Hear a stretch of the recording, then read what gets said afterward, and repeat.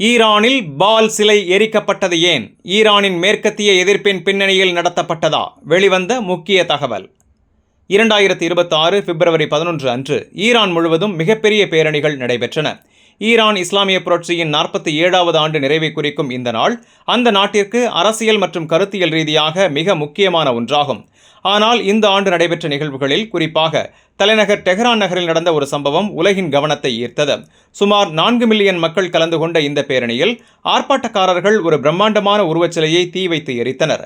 கொம்புகள் கொண்ட காளை தலை வடிவில் இருந்த அந்த உருவம் பால் என்று அழைக்கப்பட்டது. பழங்காலத்தில் பொய்யான கடவுள் அல்லது தார்மீக சீரழிவின் சின்னமாக பார்க்கப்பட்ட ஒரு உருவம் இந்த பால். அந்த சிலையில் இஸ்ரேல் கொடியில் இருப்பது போல டேவிட் நட்சத்திரம் செதுக்கப்பட்டிருந்தது. இந்த நிகழ்வு வெறும் ஒரு போராட்டச் செயல் மட்டுமல்ல, அது ஒரு அரசியல் செய்தி. ஏற்பாட்டாளர்களின் விளக்கத்தின்படி அந்த உருவம் மேற்கத்திய அரசியல் மற்றும் பொருளாதார அமைப்புகளில் உள்ள தார்மீக சீரழிவை குறிக்கும் ஒரு சின்னமாக அமைக்கப்பட்டது. குறிப்பாக ஜெஃப்ரி எப்ஸ்டீன் குறித்த விமர்சனத்தின் மையமாக இந்த நிகழ்வு கொண்டுவரப்பட்டது. அதிகாரம், செல்வம் மற்றும் செல்வாக்கு கொண்டவர்களுக்கு சட்டத்தின் மீது ஒரு மறைமுக பாதுகாப்பு கிடைக்கிறது என்ற கருத்தை வலியுறுத்தும் ஒரு அரசியல் கதை மாந்திரமாக இது பயன்படுத்தப்பட்டது. ஈரானின் அரசியல் பேச்சுவார்த்தைகளில் எப்ஸ்டீன் ஒரு தனிப்பட்ட குற்றவாளி மட்டுமல்ல, அவர் ஒரு பெரிய தீய சக்தியின் அறிகுறி என்று கூறப்படுகிறது. 2008ஆம் ஆண்டு அவருக்கு வழங்கப்பட்ட சர்ச்சைக்குரிய ஒப்பந்தம் பின்னர் நீண்ட காலம் பல செல்வாக்குமிக்க நபர்களுடன் இருந்த தொடர்புகள் மற்றும் 2019ஆம் ஆண்டு அவரது மரணத்தை சுற்றியுள்ள சந்தேகங்கள், இவை அனைத்தும் மேற்கத்திய அமைப்புகளின் மீது நம்பிக்கை குறைவதற்கான எடுத்துக்காட்டுகளாக அரசியல் ரீதியாக பார்க்கப்படுகிறது. அதே வழக்கில் முக்கிய குற்றவாளியாக தண்டிக்கப்பட்ட கிஸ்லைன் மேக்ஸ்வெல் பெயரும் இந்த விவாதங்களில் அடிக்கடி குறிப்பிடப்படுகிறது. இந்த அரசியல் விளக்கங்களில் எப்ஸ்டீன் நெட்வொர்க் அல்லது எப்ஸ்டீன் கிளாஸ் என்ற கருத்தும் உருவாக்கப்பட்டுள்ளது. அதாவது உலகளாவிய அரசியல், நிதி மற்றும் சமூக உயரடுக்கு நபர்களின் ஒரு அதிகார வலையமைப்பு தான் இந்த எப்ஸ்டீன் கிளாஸ். இந்த விவாதம் ஒரு பெரிய கருத்தியல் மோதலுடன் இணைக்கப்படுகிறது. மேற்கத்திய உலகம், குறிப்பாக அமெரிக்கா மற்றும் அதன் ஆதரவு நாடுகள், பொருளாதார ஆதிக்கம், அரசியல் செல்வாக்கு மற்றும் கலாச்சார கட்டுப்பாடு மூலம் உலகளாவிய அமைப்பை உருவாக்கியுள்ளதாக கூறப்படுகிறது. இதற்கு மாறாக ஈரான் இஸ்லாமிய குடியரசு தன்னை ஒரு தார்மீக மற்றும் மத அடிப்படையிலான மாற்று ஆட்சி முறையாக நிலைநிறுத்துகிறது. இந்த கருத்தியல் மோதல் வெறும் பேச்சுகளிலேயே இல்லாமல் வெளிநாட்டு கொள்கையிலும் பிரதிபலிக்கிறது. குறிப்பாக இஸ்ரேலுடனான நீண்டகால பதற்றம் பாதுகாப்பு பிரச்சனை மட்டுமல்லாமல் ஒரு சிந்தனை மற்றும் அடையாள மோதலாகவும் விளக்கப்படுகிறது. இந்த சூழலில் பிராந்திய அரசியல் அமைப்புகளுடன் ஈரானின் உறவுகளான ஆக்சிஸ் ஆஃப் ரெசிஸ்டன்ஸ் என்ற பெயரில் ஒரு பெரிய கருத்தியல் கூட்டணியை மத்திய கிழக்கில் அமைப்பாக உருவாக்கியுள்ளது. ஈரானின் பார்வையில் இந்த கூட்டணிகள் வெறும் அரசியல் வசதிக்காக உருவாக்கப்பட்டவை அல்ல, அவை ஒரு பொதுவான எதிர்ப்பு சிந்தனையை அடிப்படையாக கொண்டவை என்று கூறப்படுகிறது. ஆனால் சர்வதேச அரசியல் ஆய்வாளர்கள் இந்த அமைப்புகளை பிராந்திய சக்தி சமநிலை மற்றும் பாதுகாப்பு முக்கியத்துவத்தின் ஒரு பகுதியாகவே பார்க்கிறார்கள். அதாவது ஒரே நிகழ்வை வெவ்வேறு நாடுகள் மற்றும் அமைப்புகள் வெவ்வேறு கோணங்களில் விளக்குகின்றன. இந்த அரசியல் கதை மாந்திரத்தில் மத மற்றும் வரலாற்று சின்னங்களும் முக்கிய பங்கு வகிக்கின்றன. தெஹ்ரானில் எரிக்கப்பட்ட அந்த சிலை இந்த முழு கருத்தியல் அமைப்பின் ஒரு காட்சி வடிவமாக பார்க்கப்படுகிறது. அது மேற்கத்திய அமைப்புகளுக்கு எதிரான விமர்சனத்தை மட்டுமல்ல, ஈரான் தன்னை உலகத்திற்கு முன் எவ்வாறு அறிமுகப்படுத்த விரும்புகிறது என்பதையும் காட்டுகிறது. இது ஒரு வரலாற்று நினைவாக மட்டுமல்ல, தற்போதைய அரசியல் எதிர்ப்பை விளக்கும் ஒரு கருத்தியல் வடிவமாகவும் பயன்படுத்தப்படுகிறது. ஆனால் இன்றைய உலகம் ஒரு புதிய கட்டத்தை எட்டியுள்ளது. அரசியல் மோதல்கள் இனி வெறும் ஆயுதங்கள் மற்றும் இராணுவ சக்திகளின் மூலம் மட்டும் நடைபெறவில்லை. தகவல், கதைகள், கருத்துக்கள் மற்றும் நம்பிக்கைகள் மூலம் நடைபெறும் ஒரு இன்ஃபர்மேஷன் வார் அல்லது நேரேட்டிவ் வார் உலக அரசியலில் முக்கிய இடத்தை பெற்றுள்ளது. சமூக ஊடகங்கள், டிஜிட்டல் தளங்கள் மற்றும் மாற்று ஊடகங்கள் இந்த தகவல் போராட்டத்தை மேலும் வேகப்படுத்தியுள்ளன. இந்நிலையில் தெஹ்ரானில் நடந்த அந்த நிகழ்வு ஒரு உள்ளூர் அரசியல் நிகழ்வாக மட்டுமல்லாமல் ஒரு உலகளாவிய கருத்தியல் தகவல் போரின் ஒரு பகுதியாகவும் பார்க்கப்படுகிறது. ஒரு தரப்பு மேற்கத்திய அமைப்புகளின் நம்பகத்தன்மையை கேள்வி கேட்க முயற்சிக்கிறது, மற்றொரு தரப்பு இந்த விளக்கங்களில் அரசியல் பிரச்சாரம் மற்றும் தவறான தகவல்கள் இருக்கலாம் என்று எச்சரிக்கிறது. இப்போது முக்கியமான கேள்வி இதுதான்: உலக அளவில் அரசாங்கங்கள், நிறுவனங்கள் மற்றும் பாரம்பரிய ஊடகங்களின் மீது மக்களின் நம்பிக்கை குறைந்து வரும் இந்த காலத்தில் இத்தகைய மாற்று அரசியல் கதைகள் அதிக ஆதரவை பெறுமா அல்லது அவை ஒரு குறிப்பிட்ட பிராந்திய அரசியல் பார்வையாகவே தொடருமா?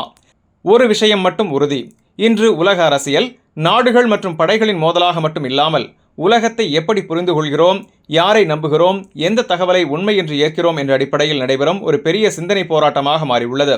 தெஹ்ரானில் எரிந்த அந்த சிலை ஒரு அரசியல் நிகழ்வு மட்டுமல்ல, அது இந்த புதிய உலக அரசியலின் ஒரு சக்தி வாய்ந்த காட்சி சின்னமாக மாறியுள்ளது. அமெரிக்கா ஈரான் உறவில் பதற்றம் அதிகரிக்கும் நிலையில் அமெரிக்க அதிபர் டொனால்ட் ட்ரம்ப் முக்கிய எச்சரிக்கை ஒன்றை வெளியிட்டுள்ளார். புதிதாக தொடங்கப்பட்ட போர்ட் ஆஃப் பீஸ் அமைப்பின் முதல் கூட்டத்தில் பேசிய ட்ரம்ப், ஈரான் அர்த்தமுள்ள ஒப்பந்தம் செய்ய 10 நாள் காலக்கெடு வழங்கியுள்ளதாக அறிவித்தார். ட்ரம்ப் கூறியதாவது: ஈரான் வாஷிங்டனுடன் நிலையான மற்றும் பயனுள்ள ஒப்பந்தத்தை ஏற்படுத்த தவறினால் கடுமையான விளைவுகளை எதிர்கொள்ள வேண்டியிருக்கும். அடுத்த 10 நாட்களில் ராஜதந்திரம் வெற்றி பெறுமா அல்லது அடுத்த கட்டத்திற்கு செல்ல வேண்டியிருக்கும் என்பதை காணலாம் என்றும் அவர் தெரிவித்தார். மேலும் ஈரான் பிரதிநிதிகளுடன் தொடர்பில் உள்ள தனது ஆலோசகர்கள் ஜாரட் குஷ்னர் மற்றும் ஸ்டீவ் விட்காஃப் ஆகியோரின் முயற்சிகளையும் ட்ரம்ப் பாராட்டினார். இந்த எச்சரிக்கை ஈரான் அருகே அமெரிக்காவின் ராணுவ இருப்பு அதிகரித்துள்ள சூழ்நிலையில் வெளியாகியுள்ளது. பேச்சுவார்த்தைகள் தோல்வியடைந்தால் அமெரிக்கா ராஜதந்திர அழுத்தம், பொருளாதார தடைகள் அல்லது ராணுவ நடவடிக்கைகள் போன்ற அடுத்த கட்ட நடவடிக்கைகளை பரிசீலிக்கலாம் என்ற தகவல்கள் வெளியாகியுள்ளன. அமெரிக்க அதிபர் டொனால்டு ட்ரம்ப் கருத்துக்களுக்கு ஐக்கிய நாடுகள் சபைக்கான ஈரான் தூதரகம் எச்சரிக்கை. ஈரான் அமெரிக்கா இடையிலான பதற்றம் மேலும். ஐக்கிய நாடுகள் சபைக்கான ஈரான் தூதரகம் சமீபத்தில் அமெரிக்க அதிபர் டொனால்டு ட்ரம்ப் வெளியிட்ட கருத்துகள் ஈரான் மீது ராணுவ நடவடிக்கை மேற்கொள்ளும் உண்மையான அபாயத்தை காட்டுகின்றன என்று எச்சரித்துள்ளது. இந்த எச்சரிக்கை கடிதம் யுனைடெட் நேஷன்ஸ் பாதுகாப்பு அமைப்புகளுக்கு அனுப்பப்பட்டுள்ளது. அந்த கடிதத்தில் கூறப்பட்டுள்ளதாவது, பிராந்தியத்தில் அமெரிக்க ராணுவ உபகரணங்கள் மற்றும் படைகள் அதிகரித்து வருவது, அதனுடன் சேர்ந்து வரும் கடுமையான அரசியல் பேச்சுக்கள், இவை அனைத்தும் வெறும் அரசியல் அழுத்தமல்ல, போர் அபாயத்திற்கான சிக்னல் என ஈரான் தெரிவித்துள்ளது. ஈரான் மேலும் எச்சரித்துள்ளது, நாட்டின் மீது தாக்குதல் நடந்தால் ஐநா சாசனத்தின் கீழ் உள்ள சுய பாதுகாப்பு உரிமையை பயன்படுத்தி தீர்மானமான பதிலடி கொடுக்கப்படும். அத்தகைய சூழ்நிலையில் பிராந்தியத்தில் உள்ள அனைத்து அமெரிக்க ராணுவ தளங்கள், வசதிகள், பாதுகாப்பு சொத்துக்கள் எல்லாம் சட்டப்பூர்வ இலக்குகளாக மாறும் என்று தெரிவித்துள்ளது. இதற்கிடையில் அமெரிக்கா பிராந்தியத்திற்கு தனது ராணுவ இருப்பை அதிகரித்துள்ளது. USS ஆப்ரஹாம் லிங்கன் உள்ளிட்ட 2 விமானம் தாங்கி போர்க்கப்பல்கள் ஈரான் கடற்கரைக்கு அருகில் நிலைநிறுத்தப்பட்டுள்ளன. இந்த நிலையில் ஈரான் உயர்தலைவர் அல் கமேனி தனது உரையில் போர்க்கப்பல்கள் ஆபத்தானவை, ஆனால் அவற்றை அழிக்கக்கூடிய ஆயுதங்கள் இன்னும் ஆபத்தானவை என்று கடுமையாக எச்சரித்துள்ளார். மேலும் இந்த பதற்ற நிலைமையை கட்டுப்படுத்த யுனைடெட் நேஷன்ஸ் செக்யூரிட்டி கவுன்சில் உடனடி நடவடிக்கை எடுக்க வேண்டும் என்றும் ஈரான் கேட்டுக் கொண்டுள்ளது. அமெரிக்க அதிபர் டொனால்டு ட்ரம்ப் நிர்வாகம் காசாவில் மிகப்பெரிய ராணுவ தளத்தை அமைக்கும் திட்டம் தயாரித்து வருவதாக தகவல்கள் வெளியாகியுள்ளன. இந்த திட்டத்தின்படி சுமார் 350 ஏக்கர் பரப்பளவில் ஒரே நேரத்தில் 5000 படையினரை தங்க வைக்கக்கூடிய ராணுவ தளம் அமைக்கப்பட உள்ளது. இந்த தகவல்கள் தி கார்டியன் ஆய்வு செய்த ஒப்பந்த ஆவணங்கள் மூலம் வெளிச்சத்துக்கு வந்துள்ளன. இந்த தளம் எதிர்காலத்தில் உருவாக்கப்பட உள்ள இன்டர்நேஷனல் ஸ்டெபிலைசேஷன் ஃபோர்ஸ் ISF எனப்படும் பல நாடுகள் சேர்ந்த அமைதிப்படை செயல்பாட்டு தலைமையகமாக செயல்படும் வகையில் வடிவமைக்கப்பட்டுள்ளது. இந்த படை புதியதாக உருவாக்கப்பட்ட போர்ட் ஆஃப் பீஸ் என்ற அமைப்பின் கீழ் இயங்கும். இந்த அமைப்புக்கு ட்ரம்ப் நிரந்தர தலைமை அதிகாரம் கொண்டிருப்பது குறித்து பல தரப்புகள் கவலை வெளியிட்டுள்ளன. இந்த திட்டத்தின் அடிப்படையில் 15 லட்சம் சதுர மீட்டர் பரப்பளவு கொண்ட பாதுகாப்பு வளாகம் அமைக்கப்பட உள்ளது. 26 ஆர்மர்டு கண்காணிப்பு கோபுரங்கள், சிறிய ஆயுத பயிற்சி மையம், பாதுகாப்பு பங்கர்கள் மற்றும் கிடங்குகளும் அடங்கும். மேலும் முழு பகுதியும் பாதுகாப்பு வேலியால் சுற்றப்படும்.